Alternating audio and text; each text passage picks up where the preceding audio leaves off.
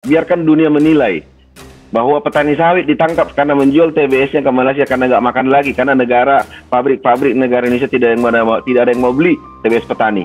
Kami mau, biarlah penjara lah. Heboh, petani kelapa sawit ramai-ramai menjual tandan buah segar atau TBS ke Malaysia. Soalnya harga buah di Indonesia seperti kata-katanya Indra Kents. Wah, murah banget. Secara regulasi penjualan TBS ke negara tetangga ini kan juga tidak dibenarkan begitu ya, tapi mengapa hal ini juga tetap dilakukan oleh para petani? Mereka tidak mencuri kok, tidak merampok kok. Mereka hanya menjual ke negara tetangga. Saya pikir dunia akan mentertawai kalau itu dilakukan. Saya kira kalau bisa ekspor ke Malaysia, jika semuanya bisa ekspor ke Malaysia dalam kondisi yang seperti ini ya yang macet begini ya, kita pun juga akan ekspor ke Malaysia. Tidak ada unsur lain, ini masalah hidup, masalah perut, masalah ekonomi rumah tangga. Kalau ada orang mengatakan politisasi, kami tidak makan dari politik, bos. Kami petani sawit, butuh makan, butuh kelayakan untuk hidup sebagai warga negara Indonesia gitu. Dari struktur harga CPO yang pada akhirnya kita sebagai eksportir hanya bergantung sama ya buy newsnya eksternal, harga fluktuatif dibanting ke atas, ke bawah kayak gitu. Di ekonomi ada yang disebut sebagai Stackelberg First Mover Advantage. Ini siapa yang bergerak lebih dulu, itu yang lebih diuntungkan. Siapa? Malaysia lah. Nah makanya dia yang menciptakan itu set the context, set the price. Kita memang menjadi lebih dominan, tapi Malaysia lebih dulu di situ.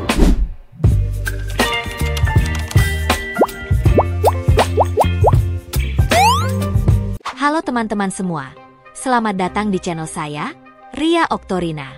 Semoga kalian semua dalam keadaan sehat dan diberkahi keberlimpahan rezeki. Di video kali ini, kita akan membahas sebuah isu yang sangat menarik sekaligus penting, yaitu tentang fenomena petani sawit Indonesia yang menjual hasil panennya ke negara tetangga, Malaysia. Dalam video ini, kita tidak hanya akan mengupas fakta-fakta yang terjadi, tetapi juga menggali pembelajaran yang bisa diambil agar kita bisa bersama-sama memajukan negeri kita tercinta, Indonesia. Yuk, simak hingga selesai, karena ini bukan hanya sekadar informasi, tetapi juga inspirasi untuk kita semua. Di tengah upaya menstabilkan stok pasokan minyak sawit dalam negeri, heboh petani kelapa sawit ramai-ramai menjual tandan buah segar atau TBS ke Malaysia. Alasannya karena harga di dalam negeri tengah anjlok dan pasokan di pabrik kelapa sawit sudah penuh. Dalam beberapa hari terakhir beredar info truk-truk berisi tandan buah segar atau TBS kelapa sawit menjual hasil kebunnya ke Malaysia. Dalam info yang diterima melalui media sosial yang beredar, bahwa harga TBS di Malaysia lebih tinggi daripada harga TBS di Indonesia, di mana di Malaysia seharga Rp5.000 per kilogram, sedangkan di Indonesia hanya Rp1.500 sampai Rp1.600 per kilogram. Dalam unggahan curahan hati seorang petani sawit, dalam unggahan video di media sosial, terlihat jelas bahwa TBS dibawa ke Malaysia melalui sungai dengan sampan atau perahu kayu. Petani dalam video mengatakan akan membawa 30 ton tandan buah segar ke Malaysia. Ketua Asosiasi Petani Kelapa Sawit Indonesia Kalimantan Barat Indra Rustani membenarkan adanya aksi jual sawit oleh petani Indonesia ke Malaysia. Petani, ujarnya, terpaksa mengambil langkah tersebut karena anjloknya harga TBS di Indonesia. Di sisi lain imbuhnya, ada tuntutan ekonomi yang harus dipenuhi petani. Oke guys, hari ini kita mau bawa buah ke Malaysia. Kita bawa hari ini 30 ton. Soalnya harga buah di Indonesia seperti kata-katanya Indra Kents. Wah, murah banget. Kalaulah misalnya harga itu berbeda jauh ya, sampai 90%, tentu siapapun akan memilih mencari jalan terbaik. Hari ini harga TBS di Kalimantan Utara, Kalimantan Barat paling hebat 1.200. Hanya berjarak dia setengah jam sudah sampai dia ke ke Malaysia, perbatasan Malaysia, harganya melonjak menjadi 4.500. Tentu ini suatu peluang. Nah, sekarang yang dipertanyakan, kenapa itu terjadi? Itu tuntutan hidup teman-teman kami petani sawit yang di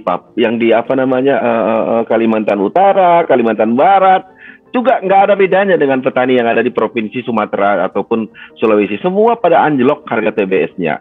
Ketika ada peluang untuk menjual TBS ke Malaysia dengan tuntutan kebutuhan hidup yang memang sudah berada pada titik nadir saat ini harga TBS sawit kami petani Indonesia, tentu itu adalah salah satu pilihan. Sekalipun saya juga harus mengatakan itu tidak baik ya. Tetapi kalaupun saya katakan tidak baik ke mereka, lantas berkata, apa memang Ketua Umum mau membeli TBS kami? Saya tidak bisa menjawab.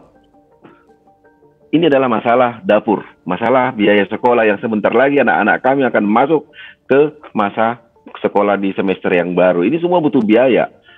Makanya sejak awal saya bilang, kita tidak bisa serta-merta menyalahkan teman-teman petani yang terpaksa harus menjual ke Malaysia. Pabrik di Kalimantan Utara, pabrik di Kalimantan Barat, sudah banyak yang tutup. Atau buka tutup, atau tidak membeli dengan harga yang tidak manusiawi. Jadi ini yang mereka perjuangkan, masalah hidup rumah tangga mereka. Mereka tidak mencuri kok, tidak merampok kok. Mereka hanya menjual ke negara tetangga. Kalaupun harus dikenakan pajak penjualan TBS, sepanjang itu ada aturannya, saya pikir saya akan mengatakan kepada mereka, udah bayar saja pajak penjualan TBS-mu sepanjang itu pantas gitu. Ini sampai sekarang saya belum pernah mendengar pajak penjualan tandan buah segar sawit gitu. Makanya kita melalui beberapa kali pertemuan ingin mengusulkan kepada Ibu Menteri Keuangan, bagaimana kalau kami diizinkan mengekspor TBS? Mungkin boleh dikenakan pajak, akan itu akan lebih fair ya, mencari solusi-solusi yang tanpa solusi sampai hari ini tidak ada penyelesaian. Sudah 3 bulan berlalu, kami tidak lebih daripada hanya bumper yang paling rendah, harga 400-800. Tidak manusiawi gitu. Oke baik, Pak Gulat, secara regulasi penjualan TBS ke negara tetangga ini kan juga tidak dibenarkan begitu ya, tapi mengapa hal ini juga tetap dilakukan oleh para petani selain memang persoalan harga yang tadi Anda sampaikan? Ya, selain persoalan harga, pabrik pun di daerah-daerah perbatasan itu yang berada di tanah di Indonesia yang perbatasan tadi, sudah banyak yang tidak melaksanakan aktivitas atau tidak memberi lagi buah-buah petani yang swadaya. Lah kan ini persoalan. Kemana mereka menjual? Mau dibuat busuk? Selain harga tidak ada, tapi mereka juga harus menjual kemana? Maka tidak ada pilihan. Harus menjual ke negara tetangga Malaysia gitu. Jadi tidak ada unsur lain. Ini masalah hidup, masalah perut, masalah ekonomi rumah tangga. Kalau ada orang mengatakan politisasi, kami tidak makan dari politik, bos. Kami petani sawit, butuh makan, butuh kelayakan untuk hidup sebagai warga negara Indonesia gitu. Oke baik, Pak Gulat ini melihat juga begitu ya terkait resiko, apakah memang ada resiko bagi para petani sawit ini mendapatkan sanksi tentunya karena menjual TBS ke luar negeri, tepatnya ke Malaysia? Ya kalaupun disanksi kami siap, biarkan dunia menilai bahwa petani sawit ditangkap karena menjual TBS-nya ke Malaysia karena nggak makan lagi, karena negara pabrik negara Indonesia tidak ada yang mau beli TBS petani. Kami mau, biarlah, penjara lah. Kami juga sudah sepakat kok. Saya tanya, yang di Kalimantan Utara, ntar kalau ketangkap gimana? Nggak apa-apa Pak, demi anak istri, toh juga kami nggak merampok, nggak mencuri, kami hanya menjual, kami butuh makan. Kalaupun harus ditangkap oleh aparat hukum, silakan. Saya pikir dunia akan mentertawai kalau itu dilakukan. Yang ada sekarang kita lakukan adalah bagaimana menyelesaikan masalah yang sesungguhnya tidak masalah. Harga CPO dunia tidak jelek-jelek banget, 21.000 harga CPO dunia. Tetapi kenapa tiba di Indonesia tinggal 7.700? Kemana pergi yang lain 13.000? Ini yang kita pikirkan, bukan malah menyalahkan kami petani sawit yang menyelamatkan keluarganya untuk menjual TBS-nya ke negara tetangga gitu. Kalaupun harus ditangkap, berisiko tadi kata Mas Bram, nggak masalah, mereka siap kok, biarkan. Kalau mereka ditangkap, kami akan katakan, selamat, Anda telah dipenjara karena membela anak istri, gitu saja. Sepanjang itu regulasinya membolehkan, bagus juga untuk diekspor. Karena itu salah satu solusi bagi petani itu sendiri supaya jangan menjadi beban bagi kita gitu loh. Ya, kesulitan-kesulitan harus dicarikan jalan. Kalau dalam negeri tidak bisa mencarikan jalan, ya cari jalan ke luar negeri. Itu mekanisme yang biasa saja, dan pemerintah juga harus mau koreksi diri gitu loh, bahwa kenapa kok petani bisa malah ingin ekspor keluar? Ya karena di sini tidak ada apa-apa gitu, di sini menderita gitu. Saya kira kalau bisa ekspor ke Malaysia, jika semuanya bisa ekspor ke Malaysia dalam kondisi yang seperti ini ya yang macet begini ya, kita pun juga akan ekspor ke Malaysia. Tentu ya ada hitung-hitungan transportasi dan sebagainya gitu. Saya kira wajar-wajar saja lah itu ekspor ke Malaysia. Dan mestinya membuat mestinya pemerintah harus koreksi diri, kok petaninya malah ingin ekspor. Ada apa di dalam negeri ini kan yang harus dicari solusi. Indonesia itu kan produsen sawit terbesar, eksportir, pemain utama sawit di dunia. Kenapa Indonesia tidak bisa mengendalikan pasar internasional dari struktur harga CPO yang pada akhirnya kita sebagai eksportir hanya bergantung sama ya buy newsnya eksternal, harga fluktuatif dibanting ke atas, ke bawah kayak gitu. Di ekonomi ada yang disebut sebagai Stackelberg first mover advantage. Ini siapa yang bergerak lebih dulu itu yang lebih diuntungkan. Siapa? Malaysia lah. Nah makanya dia yang menciptakan itu set the context, set the price. Kita memang menjadi lebih dominan, tapi Malaysia lebih dulu di situ, gitu kan. Nah sebenarnya bisa saja, gitu kan. Saya sering bicara, diskusi juga dengan TV Malaysia, juga bicara mengenai perkongsian apa segala macam. Yang pada akhirnya kita bisa set the context, kita bisa set the market dan seterusnya. Tapi itu kejauhan, ya. Kita selesaikan dulu yang ini. Yang permasalahan domestik untuk koneksi aja kita belum selesai, itu nanti selanjutnya. Nah kita harus buktikan dulu bahwa kita bisa mengintegrasikan ini, ya baru kita bisa set the context. Kalau enggak ya ini ya ibaratnya melompatnya terlalu jauh gitu. Jadi harus selesaikan first thing first gitu ya. Viral sebuah video yang memperlihatkan bagaimana petani sawit Indonesia, terutama yang tinggal di daerah perbatasan seperti Kalimantan, lebih memilih untuk menjual hasil panen mereka ke Malaysia. Alasannya, harga tandan buah segar atau TBS sawit di Malaysia jauh lebih tinggi dibandingkan harga di Indonesia. Bayangkan saja, di Indonesia, harga rata-rata TBS hanya sekitar Rp1.000 per kilogram. Sementara itu, di Malaysia, harga tersebut bisa mencapai Rp4.500 hingga Rp5.000 per kilogram. Perbedaan harga yang begitu mencolok ini membuat para petani merasa lebih diuntungkan jika mereka menjual hasil panennya ke negara tetangga. Fenomena ini tidak terjadi tanpa alasan. Petani merasa terdesak oleh harga TBS yang sangat rendah di Indonesia. Padahal, biaya produksi mereka tidak kecil. Beberapa petani bahkan nekat melanggar peraturan dengan membawa hasil panen mereka melalui jalur-jalur tikus menggunakan perahu kecil demi mendapatkan harga yang layak.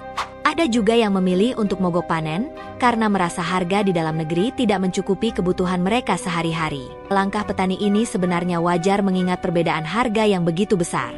Namun, pemerintah pun tidak tinggal diam. Salah satu solusi yang diusulkan adalah dengan mempercepat izin ekspor minyak sawit mentah atau CPO dan meningkatkan kewajiban pasar domestik atau DMO untuk mendorong kenaikan harga TBS di dalam negeri. Sayangnya, kebijakan sebelumnya seperti larangan ekspor CPO telah meninggalkan dampak negatif yang cukup besar, yaitu kelebihan stok di pabrik pengolahan sawit. Akibatnya, permintaan terhadap TBS menurun drastis, sehingga harga pun ikut anjlok. Selain itu, kita juga perlu memahami bahwa menjual bahan mentah seperti TBS langsung ke luar negeri membawa risiko lain. Menurut beberapa pakar, hal ini menghilangkan nilai tambah dari proses pengolahan di dalam negeri, seperti produksi minyak goreng. Jika terus dibiarkan, bukan hanya petani yang dirugikan, tetapi juga rantai pasok industri sawit dalam negeri. Produksi minyak goreng bisa menurun, yang pada akhirnya berdampak pada harga minyak goreng di pasar domestik. Sebagai masyarakat yang peduli, kita tentu merasa prihatin dengan kondisi ini. Para petani, yang menjadi tulang punggung perekonomian desa, menghadapi berbagai tantangan, mulai dari harga jual yang rendah, sulitnya mendapatkan pupuk, hingga biaya produksi yang terus meningkat. Di sisi lain, kita melihat bagaimana Malaysia berhasil menjaga harga sawit tetap tinggi, sehingga petani mereka merasa lebih dihargai.